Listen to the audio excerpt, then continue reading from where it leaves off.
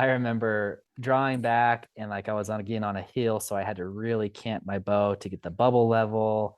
And it's cool because we have this all on film of like me sitting there at full draw, waiting, and then just really executing like a great shot.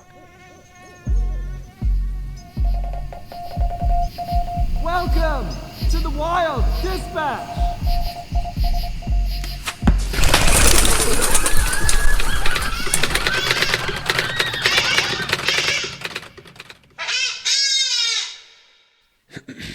Hello and welcome to another episode of the Wild Dispatch. I'm Robin and, as usual, I'm back with more skills and stories from the wild.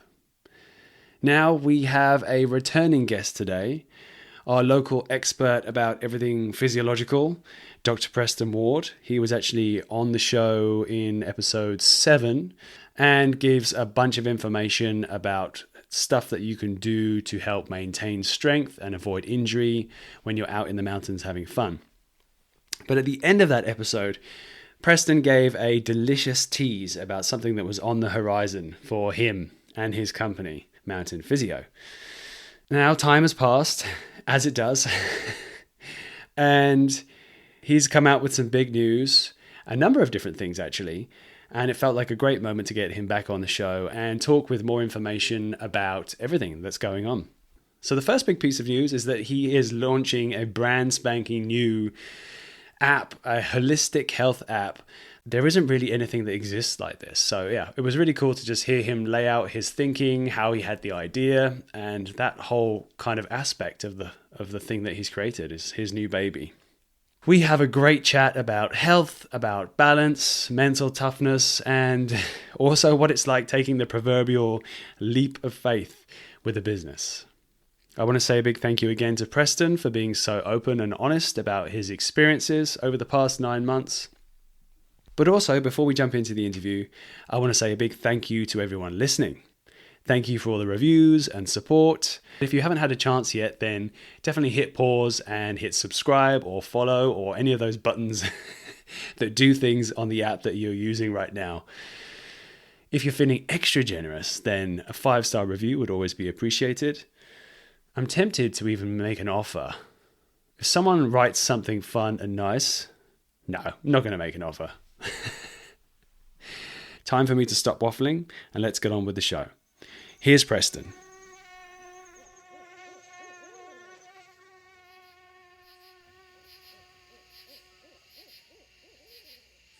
Okay, good to go? Nice, good to go. Preston, welcome back. Thank you. Thank you for having me on. I appreciate it. No, dude, I appreciate it. It's amazing to get you back so soon. I think I looked in the calendar earlier today and saw that it's been about 8 months since our last catch up. And we've got quite a few things to talk about today. Yeah, a lot of new things. Yeah, big news. So I'm excited to hear all the things that have been going on. One thing I'm also excited though is to tell you a little bit of feedback, positive feedback, I should add. We've been working together for a while, and obviously we have, we catch up, but it's actually been quite a while since we last spoke. And you've gave me a lot of exercises in the past to help with all kinds of issues with archery related stuff, shoulders, wrists, elbows, you name it, anything that's going on in that system, I seem to have had issues with. Yeah. So I've been working on that stuff and being really regular with it. So that's good. This is a pat on my back moment. Exactly. But also, my wife also got treated by you, and we had, you gave her like a whole series of like general strengthening exercises to use. And this is like a whole kind of, I guess we would call it like circuit training, mixed with strength work and all that stuff. Now, I have a confession. I also did some of those exercises. But I think it was actually really good because the two of us, it was like motivated us to, we're accountable to one another. But we really have done that pretty consistently for a long time. Maybe actually we've been working a lot lately, so maybe not quite as hardcore as we were before South Africa and during our time over there. But I have to say, dude, like It's the strongest I think I've ever felt in terms of like general whole body strength. Nice. And the hunts that I did over in South Africa, I've talked about them a little bit in other episodes, but I never mentioned this. And actually, I forgot about this, but it's almost, I don't know if it was just this instance, but when I was over in the Eastern Cape and I was hunting, you get a lot of opportunities every day. But the thing that's crazy is I never thought this would happen, but there was so much action and I was like drawn back on animals so many times in one day. I was actually trying to like keep count. I think it was like 8, 9, 10 times in a day. You'd be Nice. drawn back on a different animal and holding, 60 seconds, 90 seconds, 2 minutes. Jeez. The bizarre thing was I was actually like sore in my shoulders and my back just from like the heavy workout that I was getting from using my bow so much while Nice. hunting.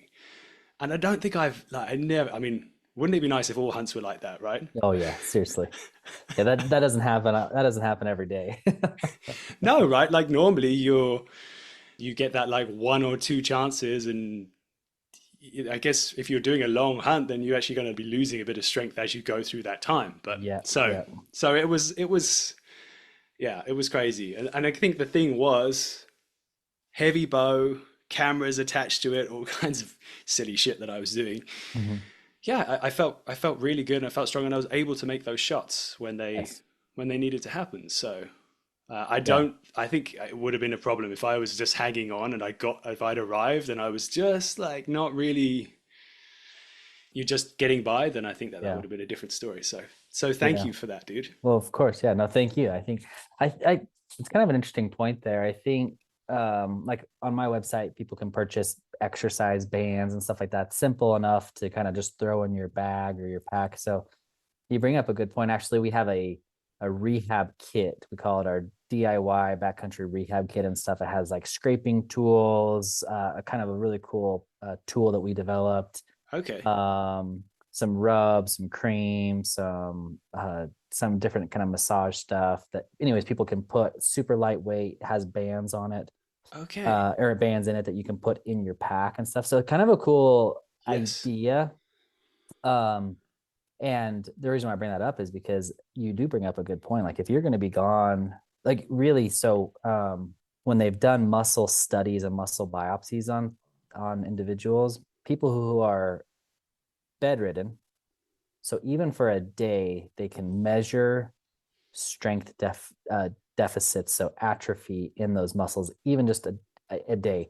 Now they can visually see those changes occurring within the muscle sarcomeres and stuff like that on the microscopic level at like 2 or 3 days. And so that's actually, you bring up a really good point that I haven't really ever thought of, that like, and maybe that's one reason subconsciously why I developed this backcountry kit, was Yeah. because if you're going on the backcountry for 10 days, like ultimately you really could lose out on a lot of, you could have a lot of Lose strength. atrophy, Yeah. lose strength.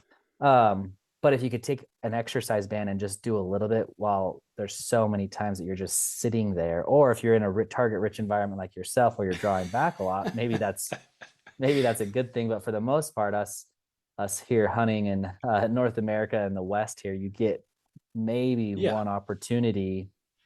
I A was actually season. a season. Yeah, we were just talking about this at a 3D shoot that I went to this last week. That I mean, so many times people are, come hunting season, we're training all towards for hunting season, but come hunting season, you put those arrows in your quiver with those broadheads on, and you really don't shoot a whole lot either because you're just out hunting and things like Yeah. that. And so it's always important to, shoot your bow regularly every day, even Yeah. probably during the season, probably even more so than we should, than we do, excuse me. It's super hard though, isn't it? But it gets Mhm. into a bit of a mental game too, because I've experienced this myself that when I'm out, I do. I mean, I also want to ask you about that scrape tool in a second because Yeah. I don't know what it is, but you can tell me about it in a second. But I do take bands with me in my Yeah. pack, and because they're very light, right? You don't, emergency band is a hmm fantastic thing to have. But when you're like pouring your energy, because I don't know about you, but generally when you're out hunting, I think this is a general thing. You hunt really hard because this is hmm your chance, right? Like you've got a goal, you work really hard towards it. And yeah, it's hard to then save a little bit of energy in your mind. Like you're at camp and you're exhausted and you just want to eat food, go to sleep, and get up and do it all again, Yeah. rinse, repeat, or whatever the expression is. Yeah. Yeah. Um, that it's hard to be like, okay, I'm just going to spend 5 minutes or 10 minutes doing these Hmm. funny rubber band exercises. But I have done it every now and then, not Yeah. as much as I Nice. should have, but yeah, it's tough. You just got to get it in your mind to be able to do it. Yeah, I think more so, so yeah, take bands. I'm just thinking from a perspective like when would I be prescribing that? So I Okay. work with a lot of individuals who are rehabbing from a surgery, we'll say rotator cuff surgery and things like that. A lot of the times with archery, we get sort of overuse injuries. You shoot too much and you get some subacromial pain, or different things like that, rotator cuff tendonitis, that ultimately need a little bit of rest. They need a lot of exercise, specific exercises. But there's a lot of times individuals that I'm seeing that are recovering from a surgery where there was a period of immobilization or this atrophy stage, we'll say. I'm thinking of one individual in specifically last year who's in his mid 40s who had an ACL surgery. Um, and I think his post-op ACL, 4 months, he was backpacking into Colorado hunting.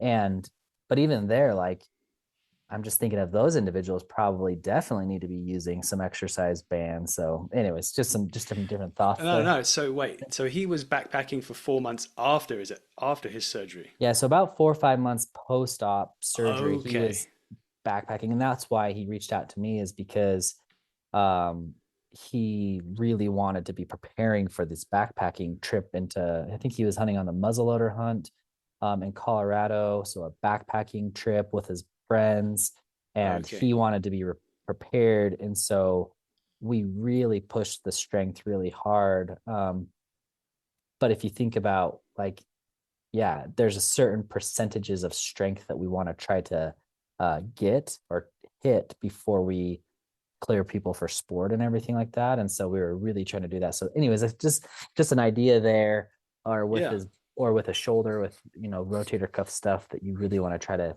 even take those bands and stuff like that that are super easy, super lightweight. I'm curious. You said a couple of things there that made me think of questions that I've been wondering loosely in the back of my head, but never really had an answer to, and maybe you can help me with this. I think about the fact that one of the previous guests actually I spoke to, his name's Dr. Adrian de Villiers, or Dr. Death. He's Nice. notoriously known as. He is the first South African to hunt the big six with a bow. This is back in like the 90s. Yeah, But cool. he is close to, I think, close to 80 years old now. And he has a lot of issues with his shoulders. Maybe he should speak to you. First of Seriously. all, I can make an intro. Yeah. Um, but he has a lot of issues with his shoulders, and it's that repetitive. He's had shoulder surgery and all that kind of stuff. But I guess what I'm thinking is that action when you draw back, and the whole point of being an accurate archer is mimicking the exact same position Hmm. every single time. And I guess what's occurring to me now is that you must be loading the same contact points. It's like if the bone in your shoulder, whatever, forgive my ignorance in terms of what you can fill in the blanks in terms of medical terminology here. Yeah. But you're going to be rubbing the same spots again and again. Like what is the solution? Just doing exercises to prevent that, or is it just an inevitable thing? If you shoot a load, that's going to be in the pipeline. But yeah, it's a interesting thought there. Recently, within I say recently, within the last year, I saw a something come through. So I do some work with USA Archery and things like that, and the Olympics and things. There was a specific archer that was over the age of 100 still shooting his bow, and it was a major accomplishment that this individual was over 100 years old shooting his bow. No way. um and I should say his bow, I'm pretty sure it was a gentleman. It could have been a woman as well, but his or her bow. So they were shooting, and they were at 100 years old, and so makes me think. And I think they were shooting recurve. Okay.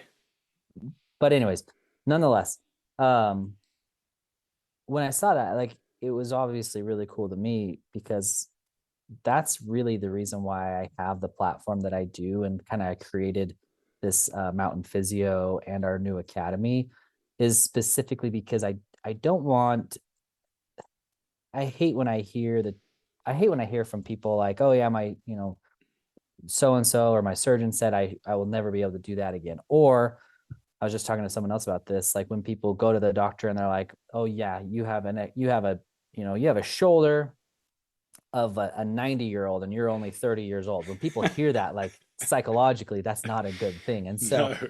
I hate when I hear those things. And so my whole goal with this whole thing is longevity, like keeping people active and healthy and hunting um, in the outdoors for as long as they can. So to answer your question, um, yeah, shooting a bow, you want consistency. You want to continue to repeat the same process, same anchor points, everything over and over again.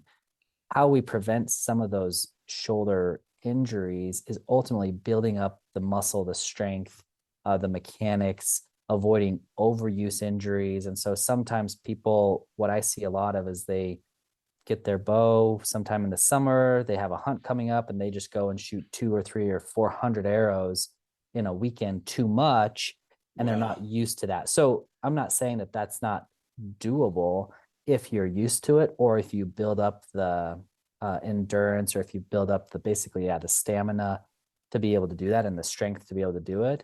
But it's when people do it too soon, that's when we see injuries. And so to answer your question, I think, yeah, we're doing the same thing, but if you really build up that strength, then I have no doubt or no reason why people shouldn't be shooting and hunting until they're 80, 90, 100 years old, honestly. And it might be it might look a little bit differently. It might look a little bit different. um but as from an anatomical, like a musculoskeletal standpoint, I never want to be the person to say you can't do that. I want to be the one that says I'll try to do my very best to get you back to doing what you love. Well, that's what we want to hear. Yeah. Okay, so thank you for obliging me with that. I feel better about my long-term chances with shooting a bow. But you mentioned then, you just gave a little tease, and also there was a fair amount of foreshadowing in the last episode when I think it was episode 7, I think actually, way back. Nice, It was nice. like a long time ago now. That you said that you had something big coming, and you mentioned it there, Mountain Mhm. Academy. I've got a bunch of questions. Yeah. Tell me all about it, man. Like, what's it all about? Yeah. Well, so first off, we'll be very specific. It's called Mountain Physio Academy. Oh, okay. So, anyways, there's some Uh, story there, but at the end of the day, it's Mountain Physio Academy. And what it is, which I actually like a lot better because Mountain Physio is what we've been doing for 5 and 6 years. Our academy is just basically a subsection of what we do at Mountain Physio, which is physical therapy, rehab training, specifically for the outdoorsman, the hunter, and the athlete. And so, I was thinking about this just the other day, though, that we've had this, we've actually been in business for over 5 years. We're going on our 6th year, which is pretty exciting.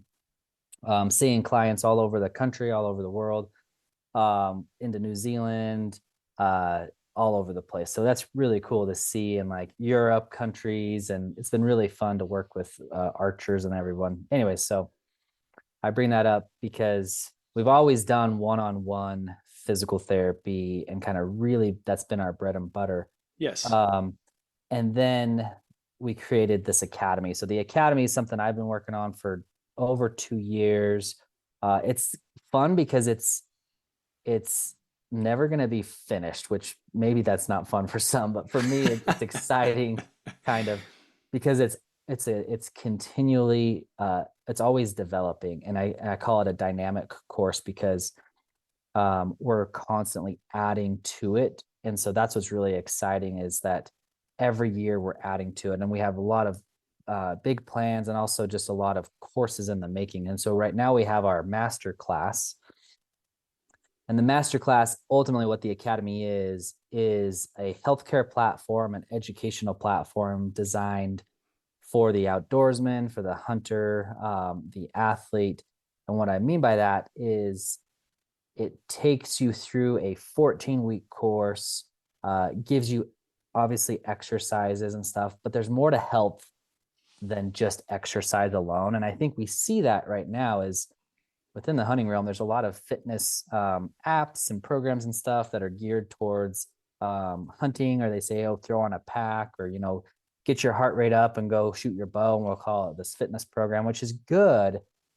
But for me, looking from the outside in, like, we're missing a huge part of the equation if we just focus on exercise, the mental aspect of things from shooting, right? That's a huge mental game, and just honing in on your mental shot process and everything. Our heart, so our cardiovascular fitness, aerobic fitness, our capacity, our endurance, our stamina. There's a lot more to hunting than just exercises. And then there's the mental side of things. Then there's your biometrical measures. So I call like your heart rate, your blood pressure, cholesterol, those other things that we're thinking about, previous surgeries. And so that's the whole I guess the whole understanding, or the whole purpose of the Academy, was to really build a platform where you have this comprehensive program, and then you're meeting with doctors of physical therapy who are movement experts, who know your sport, and then applying even more healthcare to you. So checking up on blood work and those sorts of things. So anyways, there's a whole lot to it. Yeah. So anyways, that was in a nutshell what the Academy is like I say, an educational platform. It's very analytical. So I think a lot of people nowadays, we're seeing people want to understand why. So they research every YouTube video out there, and they want to know why, why should I be doing this exercise, or why should I get this bow versus that bow, or why this arrow and this arrow weight. And they research everything. And so that's what I've done with this is basically researched everything, put it together in an academy, a school that they can get on their own. They can go through a course. And anyway, so that's in a nutshell, that's what it is. It sounds great. Like a whole, I say a whole holistic, that's two of the same word. A holistic approach is such a good way to go. It seems Mhm. like, for sure. I Yeah. had, And go sorry, I on. was going to say, and I think you say a holistic approach, and that's exactly what it is. Like we're seeing now in the research that a lot of people, even like if they have a rotator cuff injury or pain or anything, they're going to go see their what's likely going to happen, which isn't really the process it should happen, but they're going to go see their doctor. Their doctor's then going to say, let's get some imaging, or not even. They're going to say, go to physical therapy, or they'll say, yeah, let's get an X-ray, go to physical therapy. Then you're going to do that. Then you're going to go see your orthopedic surgeon, and then they're going to say, if you haven't been to physical therapy, go back to physical therapy. And a lot of times they're going to say, like, let's try to manage this conservatively through injections and physical therapy before we do surgery. Yeah. And I think we're seeing that though is this holistic approach of like managing things conservatively is happening a lot, where a lot of surgeons are really just a lot more hesitant to providing surgery, which is ultimately a good thing, because speaking from like the literature standpoint, 9 out of 10 people do get better with just some regular, physical therapy, focusing on their health that way versus getting, cut open. And there's so many different drawbacks that way anyways, as far as surgery goes. So anyways, that's kind of a rant, but No, it's interesting. It's something I'm curious about because I'm guessing, do you get a lot of people come to see you post surgery, and then that's I mean, I don't know, this is maybe fear mongering, but I've been told by some people beforehand who aren't medical professionals, but they have experienced a lot of surgery themselves. Like I know a guy who's had his vertebrae fused together and like various different things. And his thing that he said to me, unfortunately, he's in quite a lot of pain often. And he said to me, like, whatever you do, try and avoid the slippery slope of getting into surgery. Do everything you can to solve your problems through strengthening your body and doing it that way. Because as Yeah. soon as someone encourages you to go under the knife, that's going to potentially create some other issue, and then Yeah. it's just going to be a. Does that Yeah. does that sound like it's Uh, based in fact? oh, 100%. And that's where I think, like, so working when I was working up at the hospital and stuff like that, we see really good surgeons who understand that and who are not just, ready to do surgery and stuff like that, which I think is a good thing. Like, a lot of people are like, let's, before we do surgery, let's do everything else. And it really almost every single time stems back to go to the physical therapist. They Okay. know your body, they know those things, they know the right things to prescribe, and do your physical therapy. And so 100% that's the case, which is really exciting for me to be at this kind of forefront of these programs, this program that we've developed, our clinic, in the hunting space. And so right now I haven't seen really this. Again, there's a lot of fitness apps out there which are great, they have their place for sure, but to take it to the next level of like customized plans, customized programming, one-on-one coaching, evaluations, and really diving into the whole health perspective is something that I haven't seen done. And so I really am excited because I feel like we're pioneering a way for the hunter and the outdoorsman to continue to do what they love for years on end. Was there a? I'm wondering. Maybe there wasn't. Maybe it was like a trickle thing. But was there a particular moment that you were like, "Oh, I need to come up with something that does this"? Because, like you said, I mean, I can see the excitement in your face right now, and Yeah. I'm sure I can hear it. Like you're pioneering something right now. Yeah. But what? Yeah, was it just the? Yeah, I mean, can you give a bit of a Yeah. context? Like I what guess, was going on in your world at the time? yeah. So let's go back 2+ years ago, um 2 years, I don't know, 3 months or so. And I say that because this last February was at the Hunt Expo in Salt Lake, which is obviously a large conservation expo for hunters, a lot of big companies. We ended up launching our academy.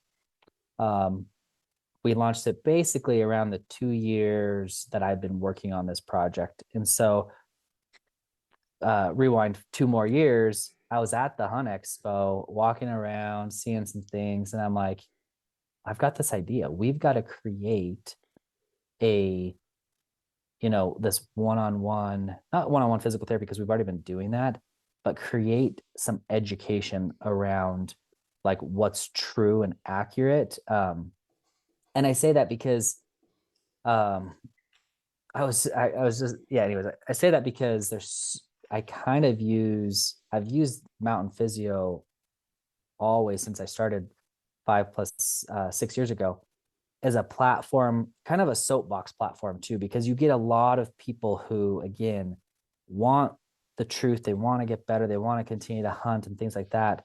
But they're getting so much conflicting evidence from social media because you can have these social media experts or these influencers who maybe aren't necessarily the expert in physical therapy and health and stuff, but they're saying, hey, do this one exercise and this will fix your back pain. Or, hey, if you have pain here, it's because you have this issue.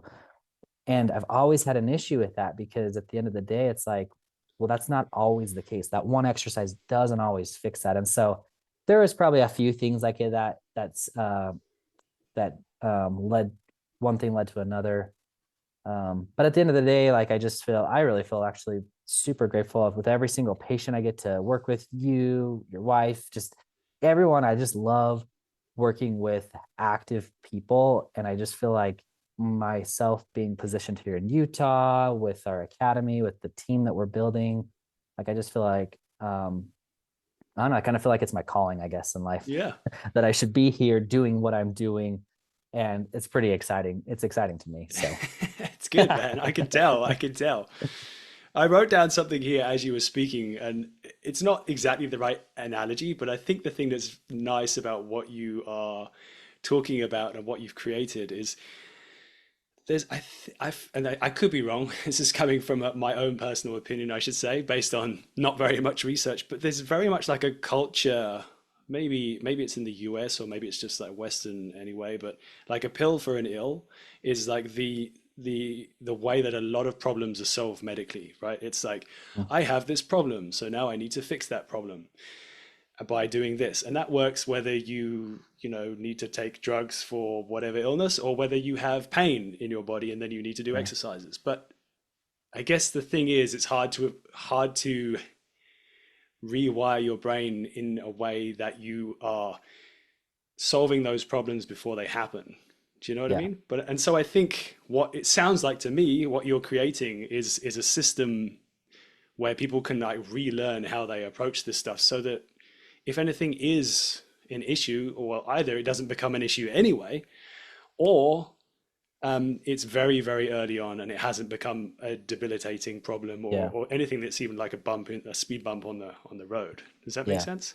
yeah, absolutely. No, I think they say what ounce of prevention is worth a pound of cure. Like Yeah, it's yeah, yeah. so important, and I think we're seeing that, and that's exactly where um, I think you see a lot of these fitness models and stuff like that. And I think, fitness has its own connotation and stuff, but then we can take it to the next level and really do like the full on evaluation, assessment, one-on-one coaching, rehab sort of things, which has its own Yeah. connotation. Obviously, a whole lot more value that way to really kind of tailor a program to people. Because at the end of the day, I was like, it's when people are going to need some physical therapy because we all have some aches and pains. But ultimately, what I've done with the academy is I really want it to be an educational platform, and so it is a very different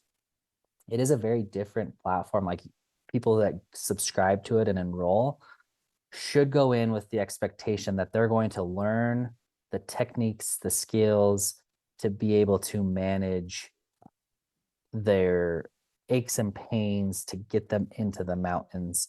With that said, there are going to be very specific modules or expansion packs, I'm calling them, Mm, on rotator cuff, on knee pain. We don't have perfect. those built out yet, but that is in the making where we will have specific things that people can purchase. Right now, we have our master class, which is basically get you to the mountains, keep you there, talks about pain, talks about as you were talking about doing some band work on the mountain. So we talk about recovery exercises while you're on the mountain, rehab exercises, so like mobility stuff, ultimately to keep people on the mountain longer. So anyways, there's a whole lot to the course itself, Yeah. and a lot of it's prevention, a lot of it's uh the rehab, the recovery, a lot of Yes. it Yeah. Yeah. Yeah. is specific sport performance training and stuff like that. So yeah. There's also there's also definitely a power of accountability if you Mhm. have a relationship and because I think it's very common. I also suffer from this sometimes. It's hard to be motivated to deal with things before they become a problem, right? What is it? The squeaky Yeah. wheel gets the oil. Yep. Yep. Yep. So a bit of accountability through check-ins and that kind of stuff keeps you honest and keeps you on Yeah.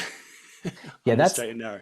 that's what exactly. That is the hard part. Once people start feeling better, they stop doing things. And so that's why actually just recently, if people get on Mountain Physio Academy, if they did right when we launched, it looks even a little bit different now because what's been really exciting is all the people who have been, and this is where I say we're mixing now what we've always been doing, which is one-on-one physical therapy, with our academy, which is a platform to take people through this course per se.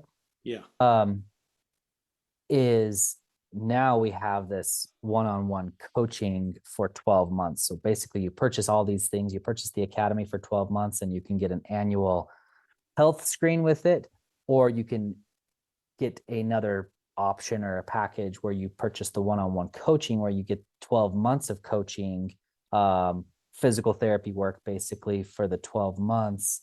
So then monthly we're checking in. You Yes. get the academy, and then even weekly we're checking in on, hey, sending text messaging through the community, through the app. Hey, how are you doing?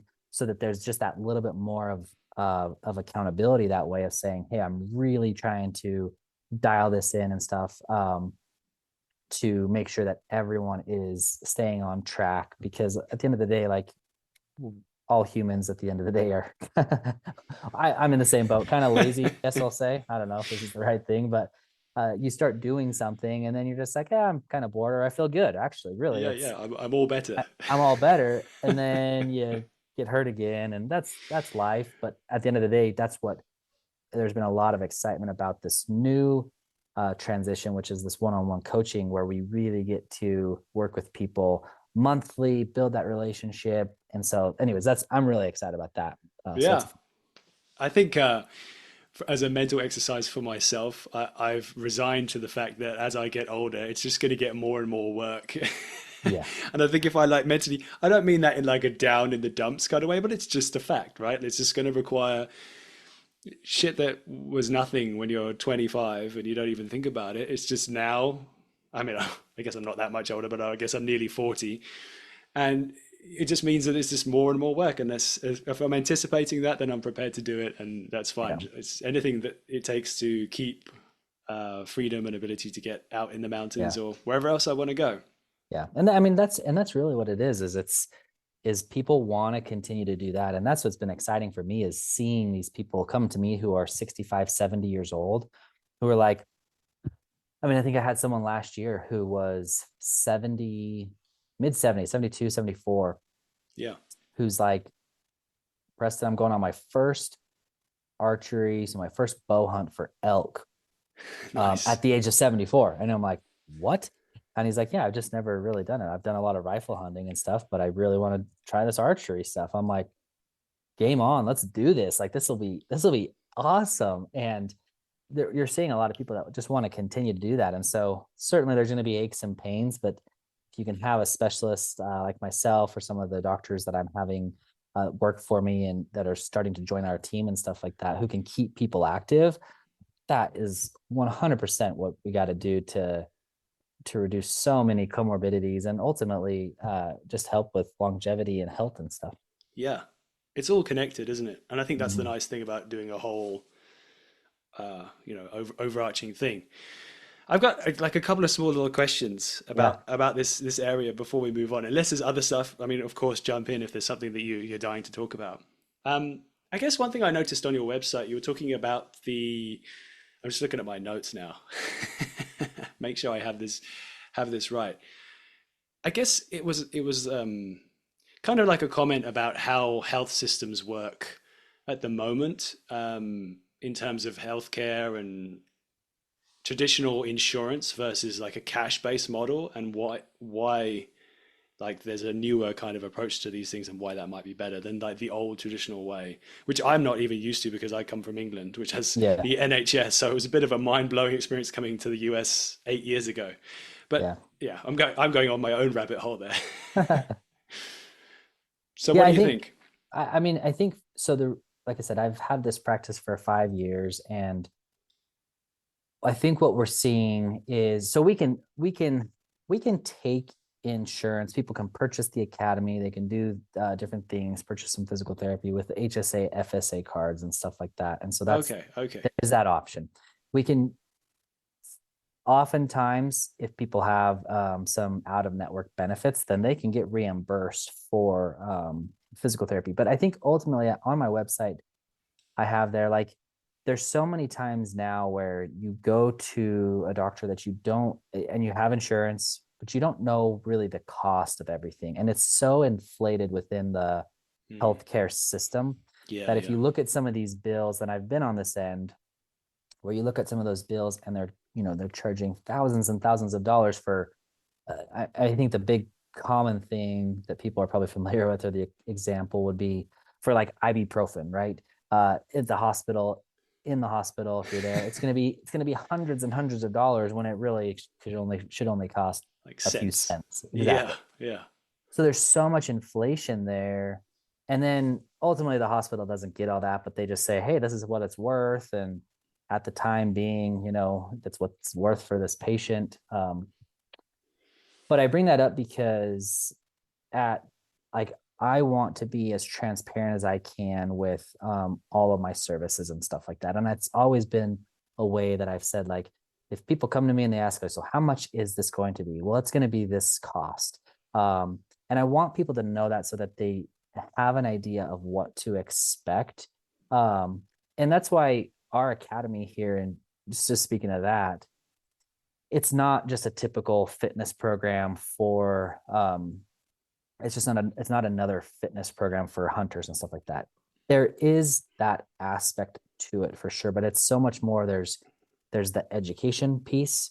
There's over 100 and I think 50, 60 videos on education. There's the one-on-one health assessment. So like a one-on-one performance screening with myself. If you choose that option, or if you choose the other option, there's 12 visits there.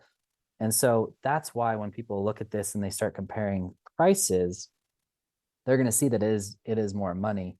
But I think when they start to realize all the value that you're getting with just one-on-one monthly check-ins, weekly check-ins, coaching, tailored programs, customized plans, the entire academy, all these perks of the companies we're working with within the academy, I think people are going to see, like, yeah, there's so much more value there, uh, because it's ultimately customized for each person to make sure that they are continue to do what they love. So, and at the end of the day, like, I don't know if there's any price tag that you can put on your health, I guess we'll say. But yeah. No, also, it's true. I bring that up because what was I lost my train of thought, is that we as hunters love buying gear. We're gear junkies. I think we love new tents. I'm looking at new tents right now. I love new tents. Love new bows, arrows, tweaking everything, tinkering with everything, and we like that new shiny stuff. It's hard, and I'm seeing that this is hard to show people that I think if you don't have your health, or if you're not putting your health first, then it doesn't matter how nice a tent you have, or what, $600 pair of boots you have, or $2,000 bow you have. That doesn't matter if you have an injury and you can't get to be doing what you want. And so I Yeah, think what I'm trying to do is really try to help reframe people's thoughts and thinking of, like, let me put my health first so that I can be doing this forever. And I think a small investment right now, you'll hear me say on social media a lot and stuff, like, invest in your health. The greatest investment you can make is in the one you make in your health. And I really do think it is that there is a small investment. And that's why when people see the prices, it's not cheap, but it's also, I think it's so valuable, and it's not necessarily so expensive, overly expensive either, for what you're getting for this. And I'm happy to jump on calls and stuff like that, free calls, free consultations. If people have questions, they can sign up for those on my website, and I can walk them through different options, because at the end of the day, I want the right patient. I think this really fits everyone, whether you're a young 18-year-old just trying to prevent injuries, or you're a 55, 60-year-old who wants to continue to hunt and rehab some injuries. I think this program really is for everyone. And mm, I know it's for everyone specifically because we can tailor it yeah, to yeah. each person. And that right there is the one thing that sets us apart from any other company right now in the industry, which I'm really excited about. So, It's a good point that you make about it's nice to buy the shiny things, but investing in your health. I mean, it's such a good point. Ultimately, you can buy all those things, but if they end up just in your attic because you can't use them, then that's the thing, isn't it? That's the deal. And I think also we'll jump onto some other stuff in a minute, but it's also the fact that now I'm losing my train of thought. Don't worry, it was a good one. Okay, so I was going to say generationally, at least in the things I'm kind of learning, working a bit more in marketing and understanding younger audiences. It's been my career for however long. The fact that younger people are spending less money on stuff and more money on experiences. Mhm. That's where the value is. And I think I mean, that completely aligns with what you're all about, right? It's about Yeah. making sure that you're out there and doing the stuff that's going to be the things that end up in your albums. Now I'm Yeah. sounding old. In your photo albums or your, the memory banks. That's interesting because I think, oh man, one of my favorite movies is Ford versus Ferrari. Okay, Or yeah, yeah. anyways, and I don't even know who the guy is. He gets on and he is doing his presentation to Ford, I guess, and saying like, what did people do as soon as they got back from war? Is they went on and they bought shiny cars. They wanted all that fast stuff, and they wanted women. I think is what he ended up saying. But they wanted fast stuff. They wanted to impress those sorts of things. Um, but I think you are seeing now, and I kind of compare that to Carl. You look at these old timers who bought all this land and everything like that, and we're now thinking like, gosh, I just wish I could buy an acre of land. Um, Yeah. but they bought hundreds of acres, and the price comparison, I just didn't think there obviously wasn't as much to buy on the internet because it wasn't around, so they bought land Okay, and yeah. water.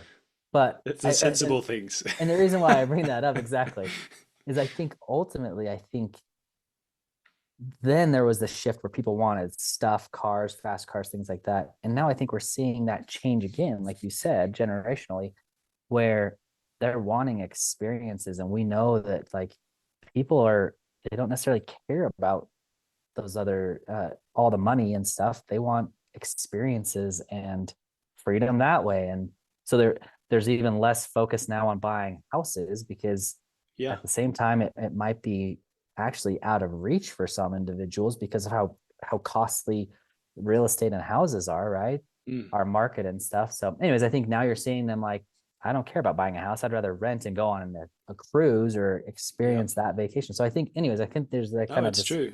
little It pendulum creates shift. it creates a certain flexibility. Yeah, interesting. Yeah, You're not tied to tied necessarily to a mortgage or yeah, it's actually I did an interview. It's not quite out yet, so this is a tease. nice. Actually, I guess Cole will probably be out before this one. We'll see. I don't even know what my schedule is right now. But there's a guy, Cole Wilkes. He was just on Naked and Afraid. Nice.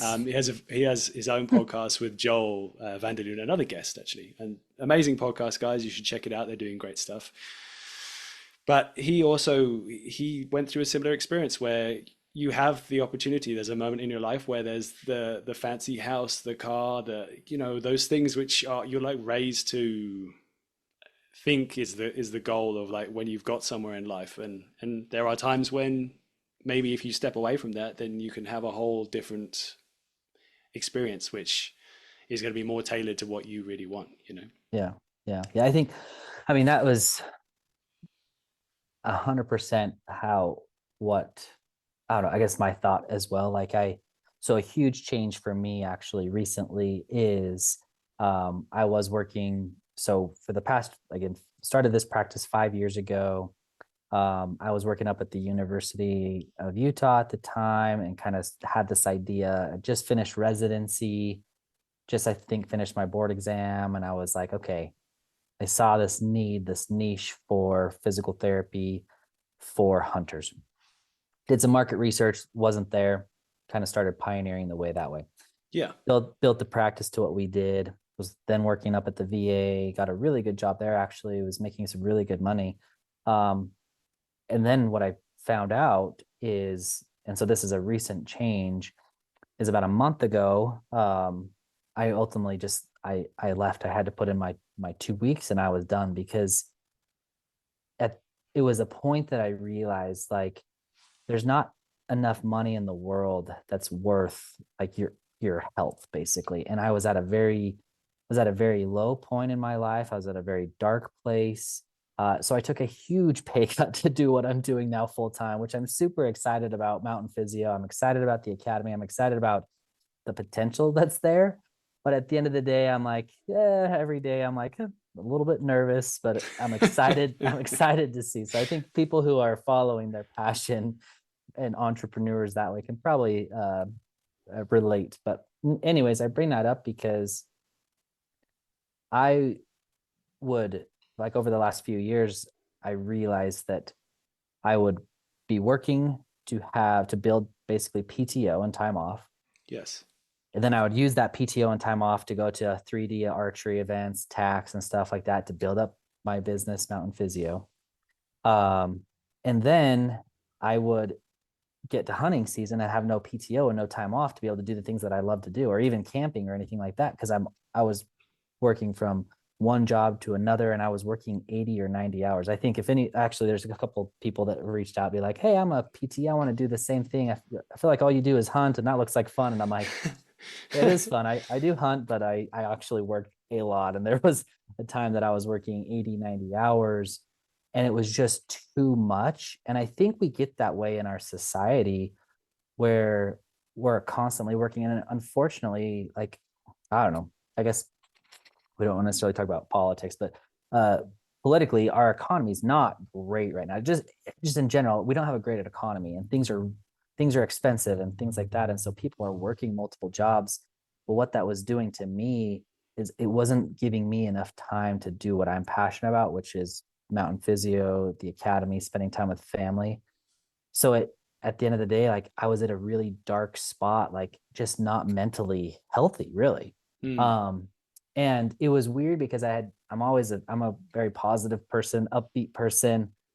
And it was a weird transition to realizing that. And at the end of the day, like it was obviously very stressful for me to go to my supervisor and boss and be like, I can't do this anymore. I'm done doing this because, but again, I think one of the main reasons I did was for my health and my mental health. And now there's other stressors I have right now, but it's at the end of the day, like so much more rewarding to wake up, be able to do this, put the time and effort into this, um, and then spend some time with my family and have and really this is what it is spend some time on my own health. Like that's what was missing is I wasn't exercising. I was gaining a lot of weight. I wasn't doing the things I love to do. I wasn't able to hunt and pursue my passions, even though from a social media standpoint, maybe it looked like I was, but I wasn't. And so like this morning, I woke up and went for a 2 mile run, and then I was able to clear my head and get to work and stuff. And again, took a huge pay cut to be able to do what I'm doing. But at the end of the day, like that is, I think, the issue we have in our society now is everyone's working so much and they put their own health on the back burner. So anyways, I'm kind of rambling right now, but No, anyways. it's good. It's I would love the ramble to continue, dude. It's I mean, thank you for sharing, man. It's not always easy to talk about these kinds of things, particularly I think as guys in within a world of, outdoor, big, tough, I'm going to Yeah. carry an animal out on my back, kind of that kind of visual um, communication world that we live Yeah. in, right? So, but And the I thing is, we're all experiencing it. So, yeah. And I think for me also there was this sense of like I can't show what I'm feeling and experiencing because I'm supposed to be the one that's helping people get better. And so like there's this yeah, yeah. sense of like I have to be helping people get better. So I should be taking care of myself and I have to be, you know, doing well. And so there was this sense of like I can't show that. So a very weird place that I was in. And now looking back, I could see like everything that was missing. And it was the time that I was A, working way too much. B, I just wasn't putting the time into my own health. And I always will always say that to people. Like, again, there's way more to health than just exercise. And that's why we've built the academy. But at the end of the day, like, it's a lot of those things, and having someone show, like, teach you and educate you on like your mental health, your strength, your mobility, and just doing something for yourself. If you can't take care of yourself, then there's no way you can take care of others. It's the whole concept of, you're on the airplane and the masks come down, the oxygen masks. Mm. First thing you're supposed to do is put it on yourself and then someone else. It's a good And analogy. I think that's what I was missing, is I wasn't. And it's so always weird, because I feel like this life's about serving other people and giving, sharing of your skills and things like that, and enjoying life. Uh, but at the end of the day, if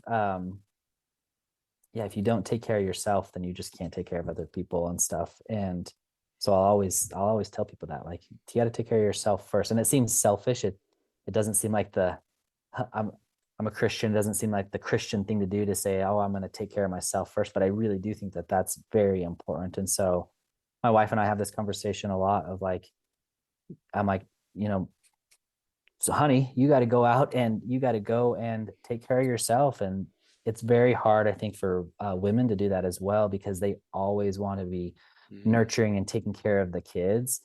And in our society, there's kind of that cultural diversity, I'm going to say, where men are working, women are then taking care of kids. It's changing for sure, but Yeah. um, at the end of the day, I think a lot of women feel that way too, that I talk to, of like, I can't exercise because I'm taking care of my kids, and then I'm cooking dinner, and then I'm working as well. And I'm like, we gotta get out of that mindset. We gotta get people finding a passion. So archery or hunting or hiking or heck, running or anything like that, and getting people to put themselves first so that they can then serve other people, family, friends, community, things like that.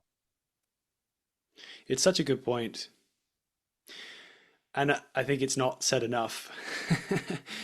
I think there's also an element of this is something that I've experienced in my life. If you're working really hard, and even if it's, I mean, it sounds like, you're doing something that you're really passionate about, but you obviously also need to juggle finances, and so there's all these things that you're trying to tick off at the same time. And obviously, right now with this podcast, I'm having an amazing time. This is the most fun Yeah, I've had, probably, that I can ever remember, really. in terms of that's awesome. in terms of like meeting people, learning things, just like the energy, it just really, it's amazing. But there is an aspect of my personality, and I actually talked about this just this morning on another podcast. I was guesting for someone else, Dylan Love from PH Journals. And we talked a little bit about this, and it's kind of, I think it's in my nature, and I'm assuming it's probably in a lot of people's nature to, if you're really passionate, that gives you that extra motivation to push really hard, and that's great. It can feel really good for a while. But there's a point where if you're not doing that, I guess the word is like nourishing activity, whatever it is, if you're not taking that bit of time off, it's that slippery slope into exhaustion. And also the thing that I never see it until I'm like there, but it's like that you work really hard and then you just become less and less efficient and you can't get things done as quickly. So then you have to work even harder. Does that make sense? You A just, and hundred then percent. and then Yeah. you're just working and working and working and you're producing, I don't know, 50% as much as you would have been anyway. But you have this like obligation in your own mind that you had to achieve this set goal rather than just stepping back and looking after yourself for a second. Yeah. Yeah. There's this huge, and this is a really, like in healthcare, a big psychological setting of like, we always are setting, I guess, or psychological barrier, I should say, of goal setting. I like goal setting and stuff, but at the end of the day, we sometimes, and I wouldn't say sometimes, but I think we all have so many tasks that we are trying to accomplish, Yeah. that when you stop we're as humans, we love to accomplish, we love to check off things.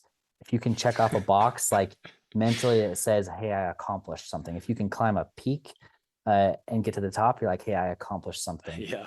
If you can't do that, then ultimately your list gets longer and longer and longer. And then you get into that whole burnout stage. And that's really where I was, is like I had so many things to do with my own practice and business, and then trying to put this other healthcare system first, that as well, and trying to put everyone at this top level that I certainly just dropped to the bottom because I wasn't important, because I was just surviving.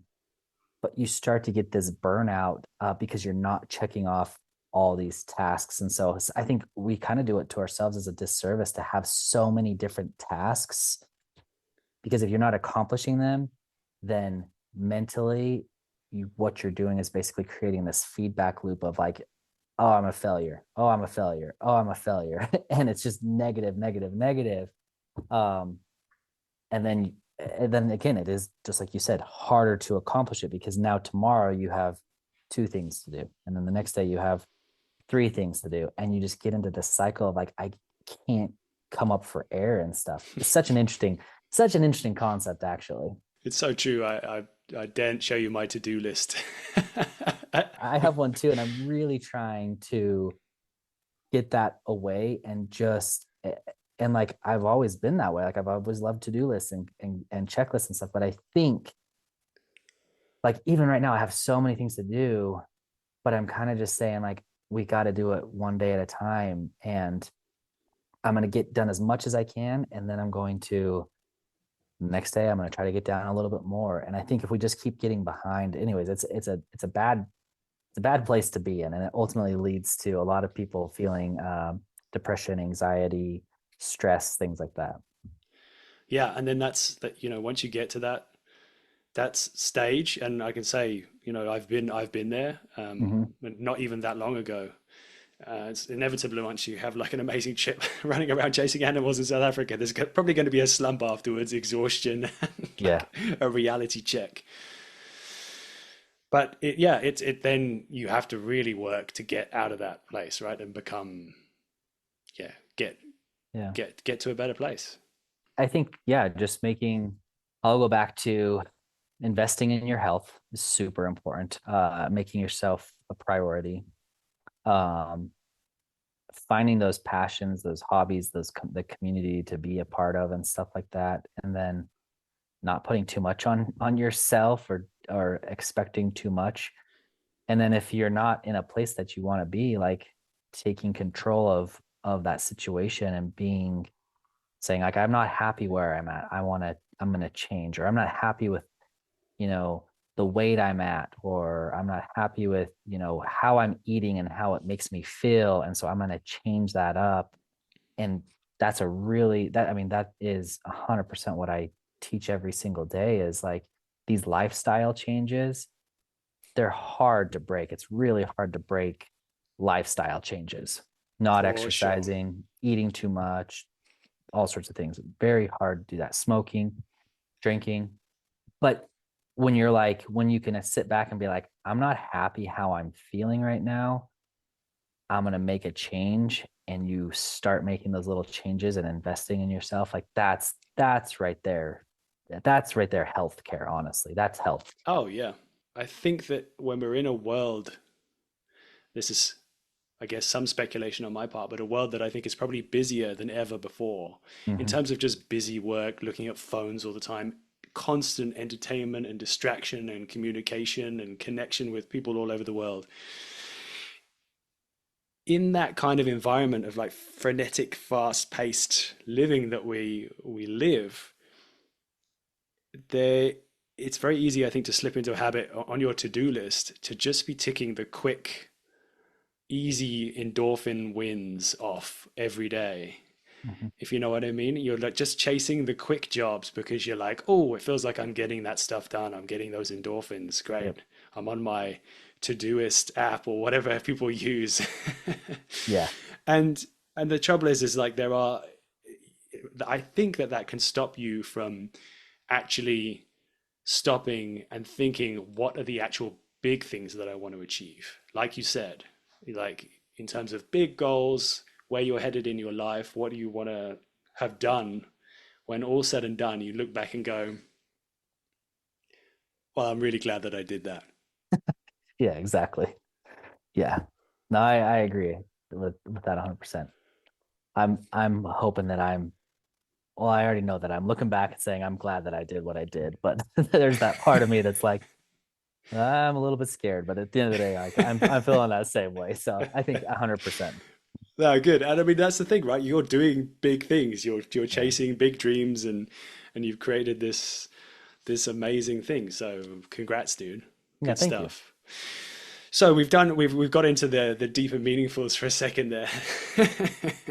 Yep. But I wanted to actually again excuse me for a second. I'm just gonna choke. Maybe you can give me some assistance, doctor. Yeah. Oh, bad dad joke. Um, Breathe. top tip from Dr. Calm. Preston Ward: Breathe. breathe. Exactly. You, although you were like super busy and stressed out and not in a great place for the last 8 months, your Instagram was glittering, and you looked like you had some amazing hunts. So maybe you could tell me about those. Like, what? I mean, first of all, I've never hunted javelina, Yeah. but it looks like amazing fun. I mean, I personally love chasing pigs. I love chasing warthogs. So I can only imagine that javelina is got to be a similar kind of deal. Yeah, that was super fun. So yeah, chased javelina. I think that those, well, even though I guess javelina aren't technically pigs, Oh, they're not, are they? but they kind of are. Are They they, is call it them, like peccaries or something? yeah, the rodents of some sort. I don't know, Oh, but really? they're kind of, but anyways, uh, they kind of have the same behavior, I guess I'm going to say, where they're always rooting around and stuff like that. So their head, maybe it's just their heads down. I don't think that, see, their nose is good, but I don't think it's their eyesight. I think their eyesight's not very good Okay. for kind of pigs and hogs and stuff, right? Mm. Anyways, um, so they're a bow hunting animal for sure to be able to hunt because you can stalk in on them. And so this one javelina, it was awesome actually. We were down in Arizona hunting this late season and stuff, hunting deer. I had drew a javelina tag. And my nephew ended up spotting them from like 2 miles away. We probably put way too much work into a 45-pound javelina that you seriously, after you process it, you get one quart size bag of meat, basically a gallon size bag of meat. So not very much, but at the end of the day, it was extremely fun. But made this awesome stock, and like they were always moving, and so we were like hustling after them. And yeah, I just remember it was cool actually. We got up into this little ridge. My dad and nephew were behind us, and we were in a canyon, and we were kind of side hilling across this canyon. So it was just kind of a lot of undulating, like little ridges and valleys and everything. And they're looking and they're like, Preston, you are, I was with my nephew. I was with my nephew and my brother and then myself. So we three went on the stalk, and they're in the radio like, they're right. You got to be like 20 yards away. And we're like, we can't see them. And so then we keep Uh, creeping up and over. And I'm like, oh, there they are, 20 yards away. And then I look and I'm like, oh my gosh, they're at 10 yards away. And so like these javelina were super close. They were kind of just down in this little valley feeding, but they obviously had a better vantage point to see the whole thing. And so I got the whole thing on video. It was kind of two different okay. perspectives. It was pretty cool actually, which I'm going to be putting on YouTube, and I'm going to be doing a lot more YouTube stuff. So there are some hunts on my YouTube channel. I will put that little note out there for people to go check out YouTube. There's a lot of exercises and stuff like that on it, and I'm going to do a lot more on YouTube. But anyways, so there's javelina at like I don't 10 know, 20. yards. Yeah, well, there was one at like 20 that I was like, okay, that's a good one, that's a good shot. Had Then I'm they like, oh had my they seen gosh, anything at this point? They like had no idea. no, they had no idea. And so then I kind of creep up and over this hill, and I remember this was really actually a cool moment for me because I think as a bow hunter, there's always so many things that seem to have to go right. And all the For way sure. down, all the way down to like, I think the thing that we practice the most is shot execution. And for me, it's always something that not I've always struggled with, but I will say like target panic is a real thing. And I don't think it's a matter of like everyone will have some sort of target panic in life, whether they and the goal is to constantly work to get over that target panic. So anyways, I didn't want to rush the shot. So I saw this other pig at like 15 yards that basically just gave me a really good shot. And I was like, I don't want to shoot that one that's at 25 yards because might as well just shoot one that's closer. And I remember drawing back and like I was on again on a hill. So I had to really camp my bow to get the bubble level. And it's cool because we have this all on film of like me sitting there at full draw, waiting, and then just really executing like a great shot, a perfect shot where my, followed through with my elbow, got some really good back tension into it, and Perfect. made a good shot, perfect shot. Actually, the javelina runs 20 yards, tips over. It's all in the spotting scope. Like it's a really cool like sequence. And then there's the whole like everyone excited and stuff. And so it wasn't anything like crazy. I mean, it was a javelina, but at the end of the day, like a super fun animal to hunt as a bow hunter. Um, but for me, it was really cool because yeah, I had my family there, which was awesome. And I think a lot of these things are about experiences, having friends and family there. But executing a good shot, and I bring that up because I was in Pennsylvania this year as well, hunting deer, and never ended up shooting a buck. There were barely some legal bucks. They have I think a 3 pointer, a 6 pointer better kind of rule. So Okay. there was some that were just barely legal that I could shoot. I was kind of holding out for a bigger one.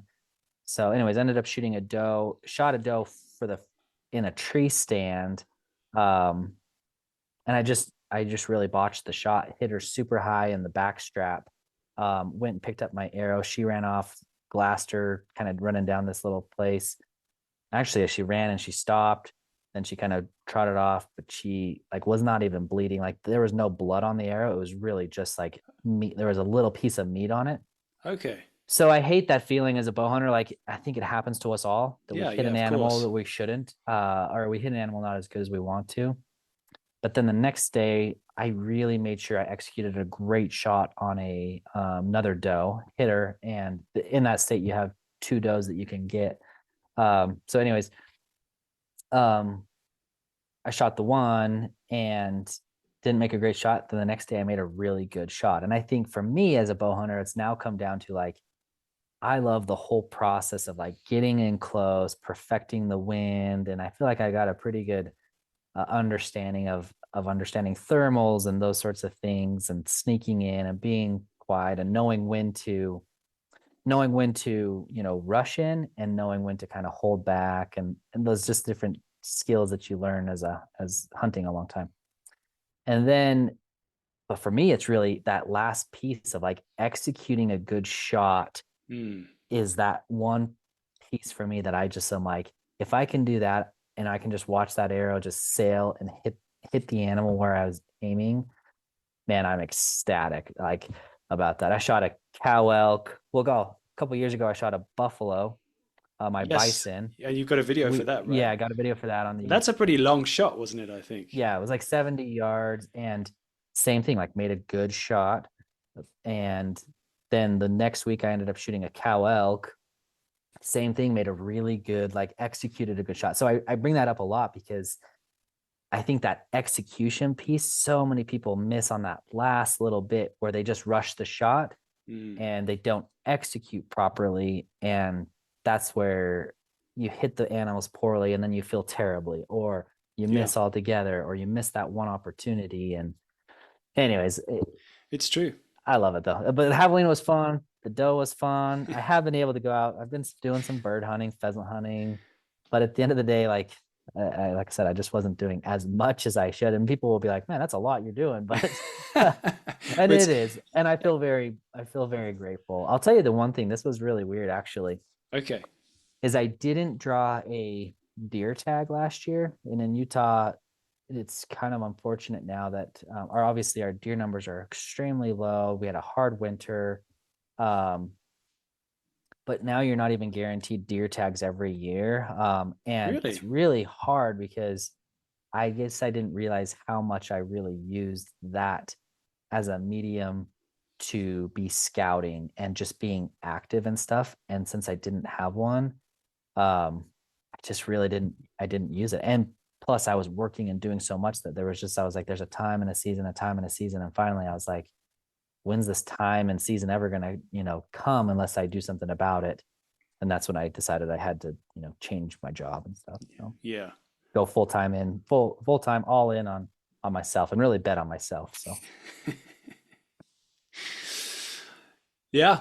I mean, it's sad. It does sound like you're doing a lot of stuff, but it's also a frame of reference, right? Like the thing is, you can build your life. I mean, you've got choices that you can make, right? And then you mhm, build your life how you want. So, and the good yeah. thing is you've made that choice, and now you can get after as many animals as well, maybe not as many as you'd like, but certainly a few more. Um, Yeah, I think for me it's just like I love being out there. I think we all do. It'd be fun to go hunt. I don't even know if I could necessarily hunt for for a living and stuff like that. And I guess I potentially could. It'd be pretty dang fun. But at the end of the day, oh, like um that would be a lot as well. And it's wild. it's just a matter of just getting different experiences and enjoying different times and different seasons. And like I said, that's what I'm really passionate about now is helping other people enjoy that. And it's all the longevity game for me is like keeping people in the outdoors, doing what Yeah, they yeah. love, trail running, marathon training, ultra marathon, hunting, outdoor stuff, anything like that. That's what the academy's built for. So I'm really excited. So there's that little plug there. You also you also said about just hunting many days. Like, I mean, some of the PHs in South Africa and hunting guides, I'm assuming over here, like the number of days that they do in a row. Like, I'm chatting to people, they're like, oh yeah, I just got back from like 40 days straight of Yeah. being out there. And it's just like, it's Yeah. hectic, right? Like Yeah. the intensity of keeping going. But then also, I mean, you're making me think of so many things now. But I also think that that whole shot process is so good that you managed to get that figured out and put those good shots in. But that's a whole thing, right? Like you can put all the work in and make sure your body is working and you're in the right place at the right time and you have the skills. But if your mental game isn't on point at that absolutely crucial, like less than a second moment, then that's the thing that makes a huge amount of difference, isn't it? And Yeah. there's so many things that we can do. I mean, shot sequences is a whole thing that I work on a lot, like practicing that stuff, like John Dudley. Mhm. Shout out to Dud. I had like Yep. I'm his friend. He doesn't even know I exist. But his teachings have been super helpful. So definitely, if anyone's Yeah. listening, they should check that out. And then Mhm. also, um, there's also Joel Turner, right? Mhm. Like his shot IQ. And I listened to a really good episode with Joel Nice. Turner the other day, actually on Joel and Cole, In the Bush with Joel and Cole, their podcast. And it's just so interesting to hear his thought Yeah. processes and the psychology around just little techniques to give you more focus Yep. and control.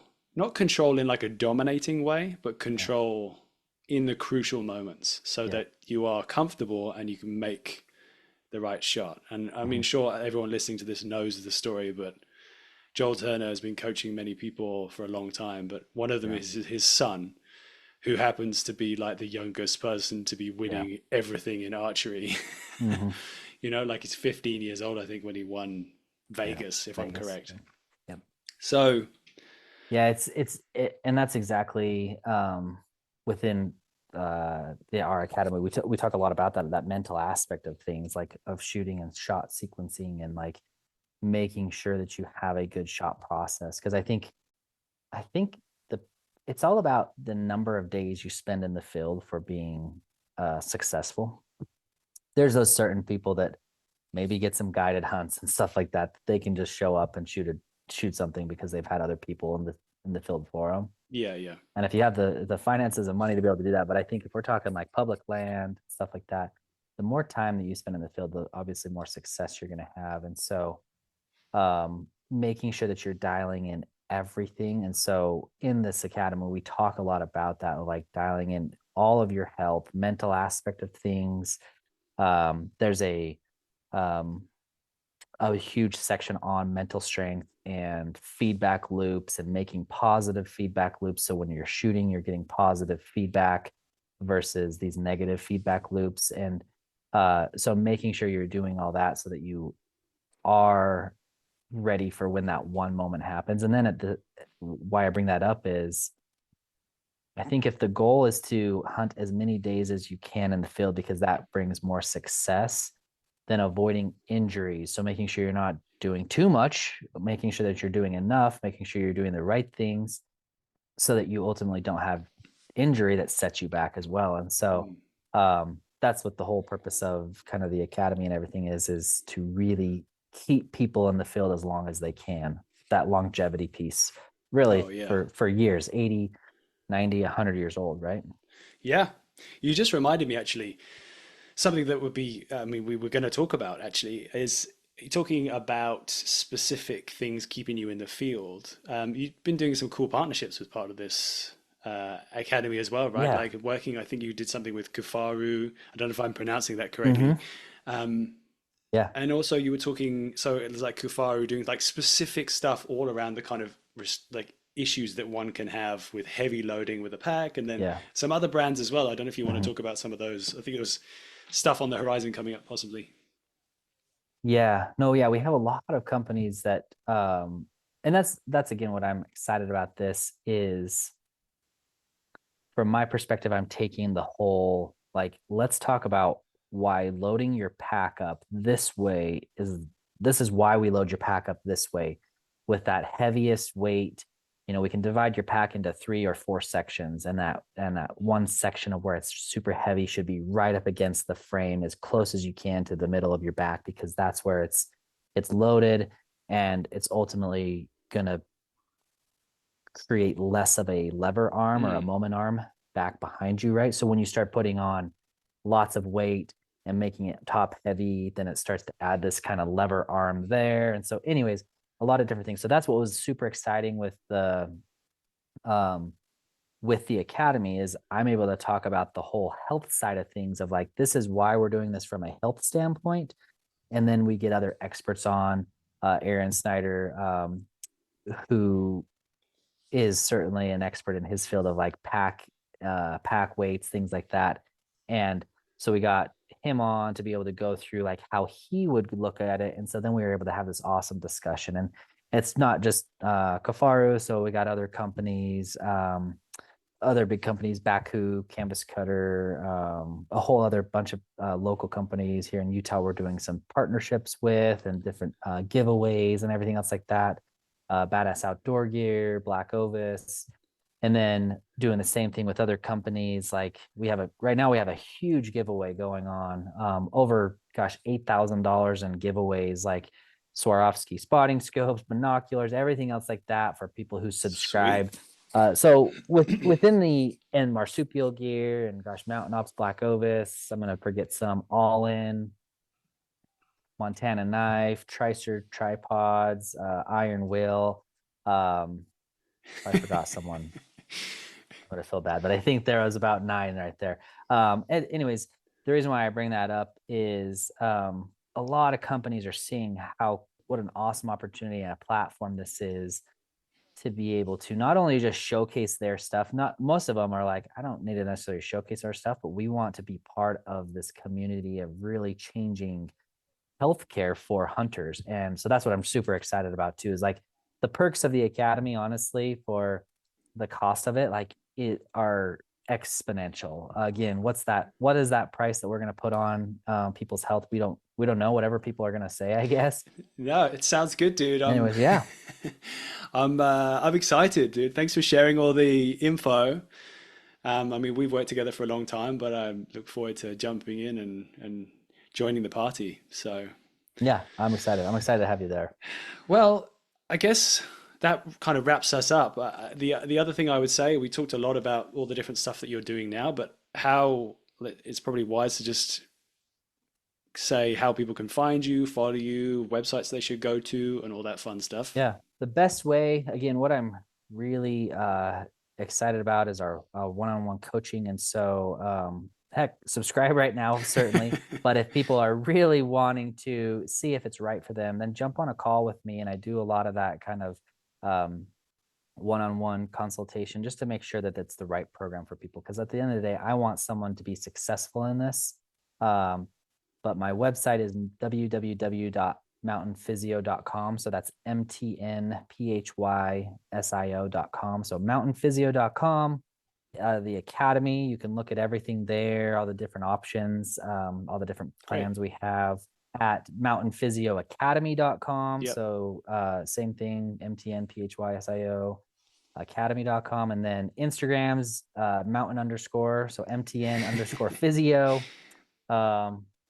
YouTube, like I said, there's a bunch of different ways. Message me on Instagram, DM and I'll me. put links in the show notes so people can all sorts of things. Can find it all the easy way too.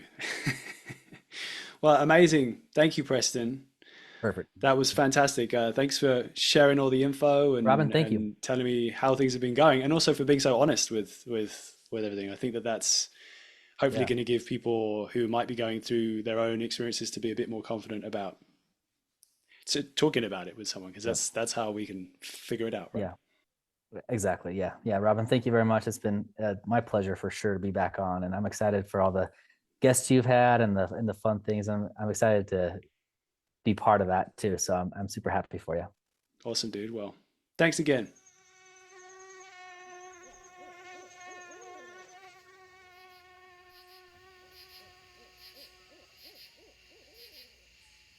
Right.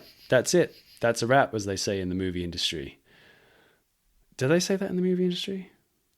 Yeah, they do. I want to say thanks again to Dr. Preston Ward. Definitely check out his YouTube, Mountain Physio. He's got a channel. There's a bunch of helpful exercises and information on there that can help save you from problems before they even become problems. So, super helpful. There's also his website, Mountain Physio, and then his academy online. All the links are down in the show notes for a simpler, easier life. I also want to say, if you're enjoying this podcast, then be a champ and share it with a friend. I think, personally, word of mouth recommendations are worth their weight in gold. So if you're willing to sling me some coins, it would be greatly appreciated. That's all for now. Thanks for listening, everyone. And until next time.